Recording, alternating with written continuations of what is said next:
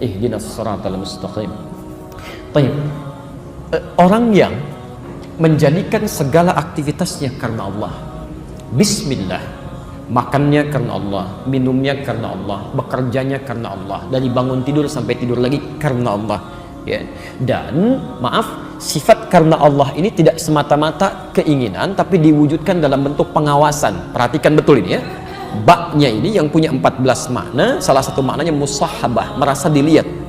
Jadi kalau Anda misalnya minum bismillah ketika akan minum, maka sertakan makna musahabah ini, pengawasan dari Allah. Allah melihat Anda. Maka mustahil, sekali lagi, orang yang merasa dilihat Allah akan menyentuh minuman yang tidak disukai oleh Allah. Orang akan minum mengucapkan bismillah dengan tangan kiri, itu mustahil. Orang akan minum mengucapkan bismillah dengan berdiri, itu mustahil. Karena tidak mungkin ada orang menyentuh sesuatu, melakukan pekerjaan, menyebut nama Allah, merasa diawasi, melakukan tindakan itu padahal yang tidak dibenarkan oleh Allah. Jelas di sini? Baik, Anda bekerja, bismillah akan tanda tangan, penanya dipegang. Mustahil menggerakkan pena ini menandatangan proyek yang tidak jelas. Ya, ibu bismillah mau bikin status, mustahil membuat status yang menyakiti orang lain. Ya, bismillah, kenapa kamu seperti itu?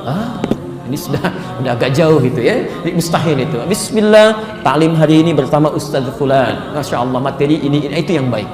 Jelas ya? Maka ketika Anda lakukan itu, rahmat Allah akan diturunkan. Baik yang menghadirkan kebaikan dunia disebut dengan Rahman. Orang-orang yang menyertakan Allah dalam kehidupan dunianya, maka Allah akan sertai ia dalam kemudahan aktivitasnya. Kemudian itu akan menjadi bekal ibadah.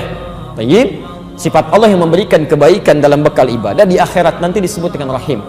Bismillah, Assalamualaikum. Kalimat bismillah itu menjadikan kalimat yang kita ucapkan dalam pekerjaan kita bernilai ibadah.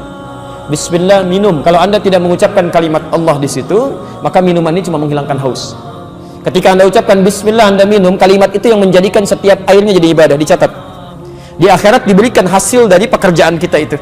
Nah, Allah yang memberikan hasil dari pekerjaan kita, menempatkan kita di surga, itu banyak nanti turunannya. Ya, Masya Allah. Bahkan ada orang yang belum masuk surga, saking tingginya pahalanya langsung diperkenankan melihat Allah tanpa hijab. Itu sebelum masuk surga. Ada di Quran surah 75 ayat 22 sampai 23. Posisi paling kiri sebelah atas itu. Wujuhu yawma idzin nadhirah. Ada orang-orang yang belum masuk surga, wajahnya sudah berbinar di gembira. Ya. Ila rabbiha nadhirah. Dia bisa berhasil melihat Allah tanpa hijab. Nanti ada surganya yang dengan Nabi SAW, ada yang di taman surga, kan? Quran surah 51 ayat 15 sampai 23. Ada yang surganya seluas langit dan bumi, Quran surah 3 133. Ada yang macam-macam. Kalau Anda sudah bisa lakukan itu, maka syukuri alhamdulillahirabbil alamin. Kalau Anda bisa bersyukur, saya sudah pernah terangkan supaya tidak meluas, maka orang yang bersyukur atas nikmat Allah itu, Allah janjikan akan ditambahkan kembali nikmatnya. Konsepnya di Quran surah ke-14 ayat ke-7, ya. Wa idz ta'adzana rabbukum la in syakartum la azidannakum. Maka setelah alhamdulillahirabbil alamin, kemudian dituangkan kembali kalimat tambahan Ar-Rahmanir Rahim. Siapa yang syukur kepada Allah, Rahman dan Rahim akan ditambahkan kembali. Jelas ya? Tapi jangan berbangga dulu, karena semua kenikmatan itu ujian, semua akan ditanya. Yang punya tetap Allah, itu cuma titipan saja, titipan saja. Ya, Anda diberikan nikmat misalnya, alhamdulillah, baju digunakan untuk ibadah. Allah tambah lagi, jangan bangga karena itu titipan. Digunakan untuk kebaikan. Yang punya tetap Allah. Yang punya disebut dengan Malik. Setiap yang punya akan mengambil dan bertanya. Saya titipkan kepada Anda, saya titip handphone ya. Satu kali saya ambil. Satu hari disebut dengan yaum. Saya tanya tentang titipan itu disebut dengan ad-din, kama tudinu tadinu tidan. Sebagaimana saya titipkan, saya akan tanya. Anda pertanggungjawabkan. Maka kemudian Allah katakan, kamu jangan sombong dengan apa yang saya titipkan. Harta benda kamu, kedudukan kamu, itu cuma bekal untuk ibadah, meningkatkan bekal kamu. Maka tetap Malik saya yang punya. Yaumuddin, kamu akan pertanggungjawabkan untuk saya berikan hasil dari perawatan titipan itu. Bagaimana cara kami merawatnya ya Allah? Dengan ibadah. Iyyaka na'budu. Jadikan semua titipan Allah itu sebagai ibadah. Ya, makan ibadah, minum ibadah, kerja ibadah, tidur ibadah, motor jadi ibadah, mobil jadi ibadah, duduknya ibadah. Jelas? Maka kalau Anda bisa kerjakan itu semua, tidak hanya Allah jadikan pahala mengalir untuk Anda. Setiap Anda punya kesulitan, maka Allah Subhanahu wa taala akan memudahkan segala kesulitan Anda. Bagaimana cara mintanya ya Allah? Wa iyyaka nasta'in. Baik, jelas ya? Nah, sekarang pertanyaannya, ya Allah, kalau kami sekarang akan berdoa, meminta sesuatu kepadamu, Allah akan sampaikan, Kalau ibadah kamu benar, menjadikan semua aktivitas sebagai ibadah, lihat janjinya. Abu Daud nomor hadis 649. Di hadis qudsi saya pernah bacakan pertemuan lalu. Idza qala al-'abdu, kalau seorang hamba mengatakan pada dirinya, dia berkata khususnya dalam salatnya, iyyaka na'budu, ya Allah mulai sekarang kami akan jadikan seluruh aktivitas kami hanya ibadah untukmu. Makannya ibadah, minumnya ibadah, kerjanya ibadah, segalanya ibadah. Kami bertekad seperti itu. Wa iyyaka nasta'in, dan jika kemudian dia berkata akan memohon sesuatu, kami kalau butuh apapun kami akan bermohon kepadamu ya Allah, hanya untukmu saja.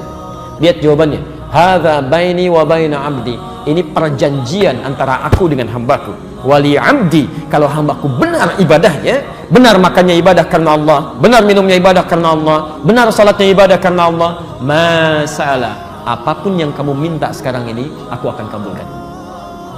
Sekarang pertanyaannya, kalau Bapak Ibu ditawarkan oleh Allah, apapun yang akan diminta akan dikabulkan. Mau minta apa?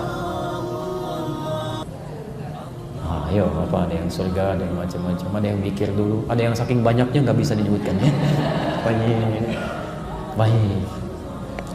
Karena itu kita akan diajarkan oleh Allah satu permintaan yang saat kita mohonkan, maka semua kebutuhan kita akan terpenuhi. Semua kebutuhan, bukan keinginan tapi kebutuhan.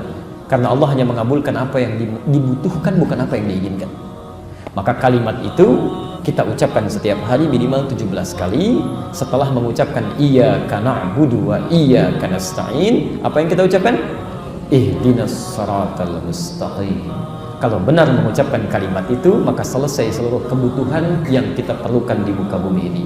Persoalannya, ada orang membacakan ihdinas siratal mustaqim, tapi tetap kebutuhan belum terpenuhi, masalah belum tuntas. Apa yang keliru dalam ucapannya? Mungkin tidak paham dengan apa yang dia ucapkan.